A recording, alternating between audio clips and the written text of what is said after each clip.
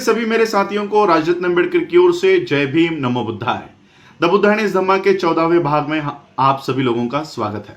कल के भाग में हम लोगों ने देखा कि किस तरह से बुद्ध के मन में निष्क्रियता की ओर उनका मन मुड़ रहा था, अपने धम्म के सिद्धांतों को लेकर कि ये आम इंसानों को या बुद्धिमानों को मेरा धम्म जो है वो समझ में नहीं आएगा, अगर समझ में भी आया तो लोग उसके ऊपर अनुकरण नहीं कर पाएंगे, तो वो व्यर्थ की उनके लिए भी परेशानी होगी, मेरे लिए भी दुख होगा।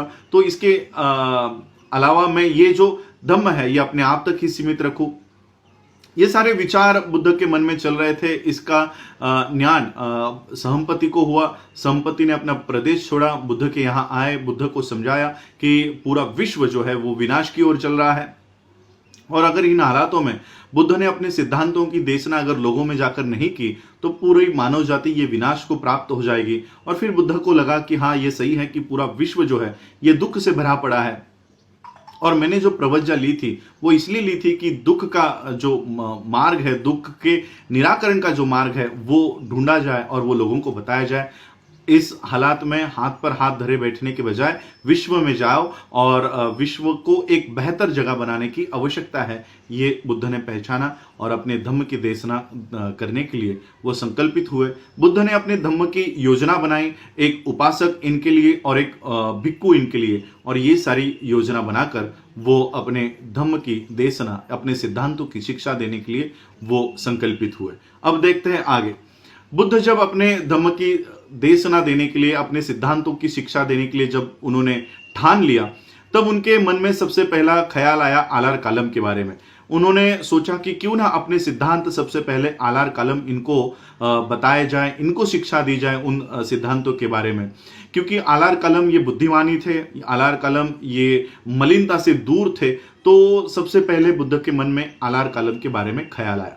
लेकिन आलार कालम इनकी मृत्यु हो चुकी थी, तो बुद्ध ने उद्दक रामपुत्र के बारे में सोचा कि क्यों ना इनके पास जाकर अपने सिद्धांतों की शिक्षा इनको दी जाए। लेकिन उद्दक रामपुत्र की भी मृत्यु हो चुकी थी। फिर बुद्ध के मन में ख्याल आया उन 5 परिव्राजकों का जो निरंजना तट पर बुद्ध जब तपश्चर्या मार्ग का प्रशिक्षण कर रहे थे, तब सिद्धार्थ गौतम जब तपश्चर्या मार्ग का प्रशिक्षण कर रहे थे, तब इन 5 परिव्राजकों ने सिद्धार्थ गौतम की बहुत सेवा की थी। तब बुद्ध के मन में ख्याल आया कि क्यों ना इनके पास जाकर अपने धम्म की देशना, अपने सिद्धांतों की शिक्षा क्यों ना इनको दी जाए।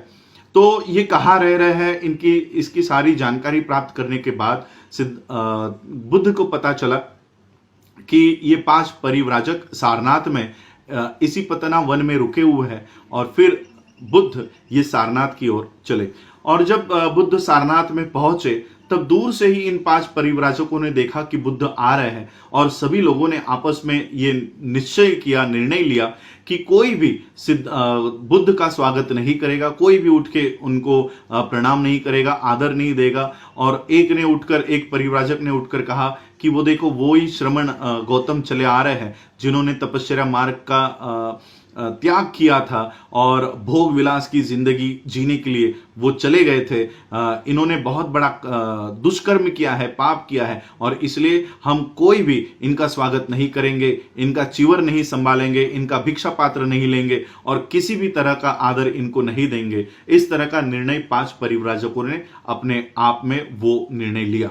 और जब बुद्ध इनके नजदीक आए तो कोई भी अपने निर्णय पर ठाम नहीं रह पाया। बुद्ध के व्यक्तिमत्व को देखते हुए सभी लोग, सभी 5 परिव्राजक वो अपने जगह पर उठकर खड़े हुए। किसी ने बुद्ध का चिवर संभाला, किसी ने भिक्षा पात्र लिया, कोई दौड़ते हुए पानी लेकर आया और उनके चरण साफ किए। और इस तरह से एक अनचाहे मेहमान का एक महान स्वागत यहाँ पर इन 5 परिव्राजकों ने किया। जो 5 परिव्राजक बुद्ध का उपहास करना चाहते थे वो बुद्ध के उपासक बन गए। इस तरह का एक स्वागत बुद्ध का सारनाथ में हुआ। ये स्वागत होने के बाद इन 5 परिव्राजकों ने बुद्ध की खुशहाली पूछी, बुद्ध ने इनकी खुशहाली पूछी। सारी खुशहाली पूछने के बाद इन 5 परिव्राजकों ने बुद्ध से सवाल किया, क्या वो अब भी तपश्चर्या मार्ग पर विश्वास करते हैं? तो बुद्ध ने कहा कि नहीं, मैं तपश्चर्या मार्ग का बहिष्कार करता हूं, उसके ऊपर मेरा विश्वास नहीं है। बुद्ध ने बताया कि जीवन जो है ये दो सिरों जैसा है, यानी एक किसी धागे के दो सिर होते हैं, तो उसी तरह से एक जीवन मार्ग कहता है कि वो एक जीवन मार्ग ऐसा है जो विषय आसक्त है, काम भोगों में आसक्त है, और दूसरा सिरा जो है वो आत्मक्लेश का है। बुद्ध कहते हैं कि एक जीवन मार्ग कहता है कि खाओ पियो मौज करो मजा करो, कल को तो हमको मरना ही है, और दूसरा जीवन मार्ग कहता है कि नहीं, सभी वासनाओं का कत्ल कर दो, सभी वासनाओं को खत्म कर दो, क्योंकि ये जो वासना है ये वासना ही पुनर्जन्म का कारण बनती है। बुद्ध ने बताया कि वो इन दोनों सिरों को नहीं मानते, उन्होंने एक मध्यम मार्ग ढूंढ निकाला है, वो उन मध्यम मार्ग पर विश्वास करते हैं, मज्जिम पटिपदा पर वो विश्वास करते हैं। और ये जो मार्ग है, जो मध्यम मार्ग है, वो ना तो काम भोगों में आसक्त ऐसी जीवन पद्धति का मार्ग है, ना तो आत्मक्लेश का वो मार्ग है। और बुद्ध ने उन 5 परिव्राजकों से कहा कि मेरे एक सवाल का जवाब दो, अगर ये आत्मक्लेश का जीवन आपके मन में से सांसारिक, वैश्विक और इस स्वर्गीय काम इच्छा की भावना से, विषय आसक्त की भावना से अगर आपके मन को मुक्त नहीं कर पाते, इन काम अग्नि को शांत नहीं कर पाते, तो क्या यह आत्मक्लेश का जीवन व्यर्थ नहीं है? उन परिव्राजकों ने कहा, यह तो ऐसे ही है।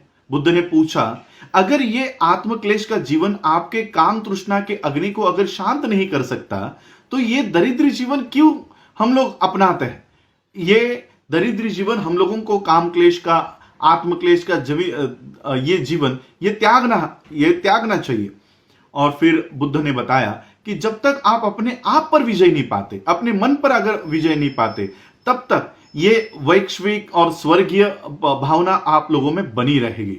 और इसलिए सबसे जरूरी है कि अपने आप पर विजय पाना।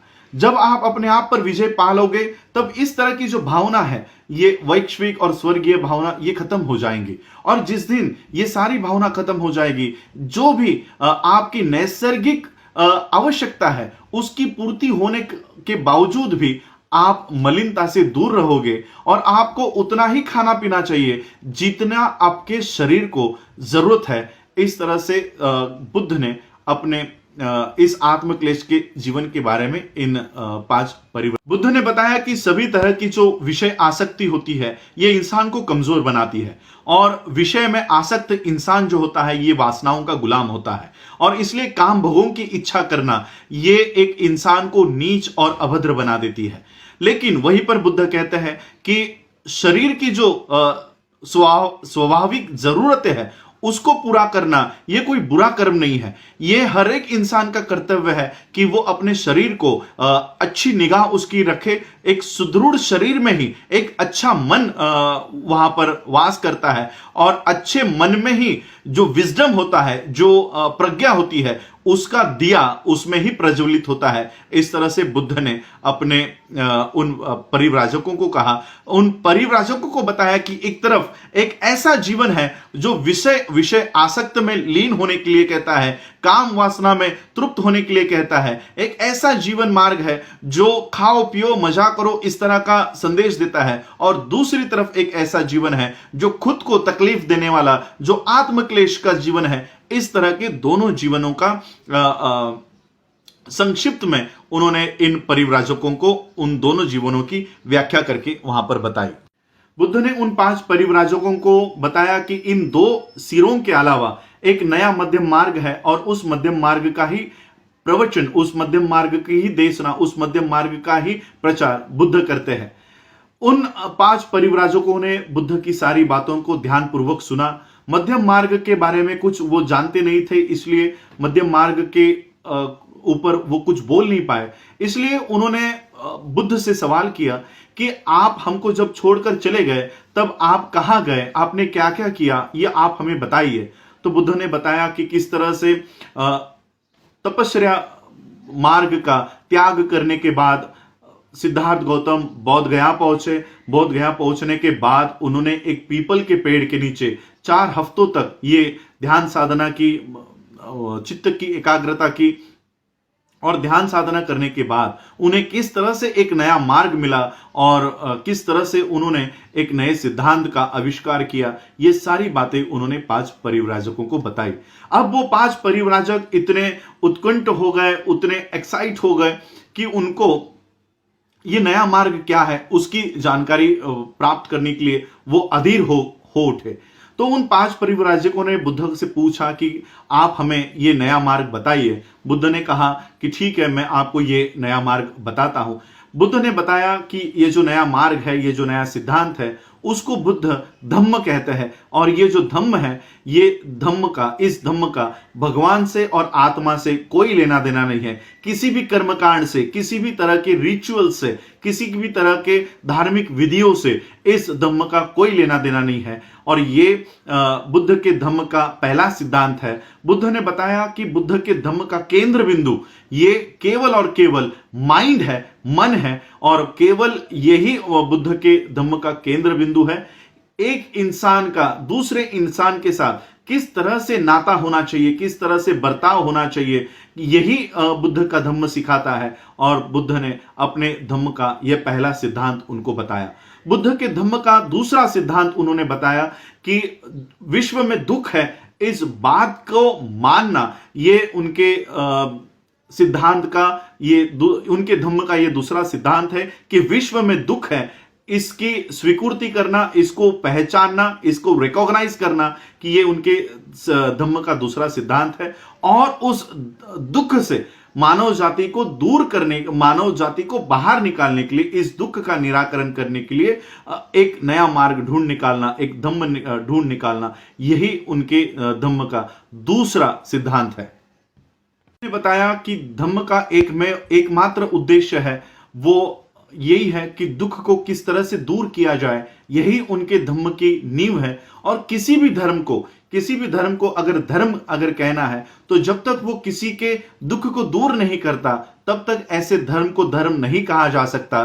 बुद्ध ने बताया कि जो श्रमण और जो ब्राह्मण इस बात पे अगर विश्वास नहीं करता है, तो वो उनके दृष्टि से वो श्रमण नहीं है, वो ब्राह्मण नहीं है। अगर कोई ब्राह्मण दुख दूर करने के बारे में नहीं कहता, वो ऐसे धर्म का प्रचार नहीं करता, तो ऐसे श्रमण को, ऐसे ब्राह्मण को ब्राह्मण नहीं मानना चाहिए। उन 5 परिव्राजकों ने बुद्ध से पूछा, अगर आपके धम्म का सिद्धांत ये दुख के अस्तित्व का स्वीकार करना है और दुख को दूर करना है, तो क्या आपका जो धम्म है, ये धम्म लोगों के जो दुख है उसको दूर करता है? तो बुद्ध ने बताया हाँ, कि उनका जो धम्म है ये लोगों के जो दुख है उसको दूर करने का काम करता है। अगर मनुष्य बुद्ध के बताए हुए 3 मार्ग पर चले, तो लोग अपने आप के जो दुख है, वो दुख इन 3 मार्गों के ऊपर चलकर वो अपने आप को दुख मुक्त कर सकते हैं। पहला मार्ग बुद्ध ने बताया, पाथ ऑफ प्यूरिटी, जो शुद्धता का मार्ग है, उस मार्ग के ऊपर अगर लोग चले तो अपने आप को दुख मुक्त कर सकते हैं। दूसरा मार्ग बुद्ध ने बताया, पाथ ऑफ राइटियसनेस, सदाचरण का मार्ग। सदाचरण के मार्ग पर अगर लोग चलते हैं तो लोग अपने आप को दुख मुक्त कर सकते हैं। और तीसरा मार्ग बताया, पाथ ऑफ वर्च्यू, शील मार्ग। इस शील मार्ग पर अगर लोग चलते हैं तो अपने आप को दुख से मुक्त कर सकते हैं। और फिर बुद्ध ने बताया कि उन्होंने इस तरह का धम्म का आविष्कार कर लिया है, इस तरह के धम्म को उन्होंने स्थापित कर लिया है। ये धम्म क्या है, ये 3 मार्ग क्या है? Path of purity, path of righteousness, path of virtue, यानी शुद्धि का मार्ग, सदाचरण का मार्ग और शील का मार्ग। ये मार्ग क्या है, ये हम कल के एपिसोड्स में देखेंगे। आज आप लोगों ने मुझे सुना, उसके लिए आप सभी लोगों का आभार। जय भीम, जय भारत, जय बुद्ध।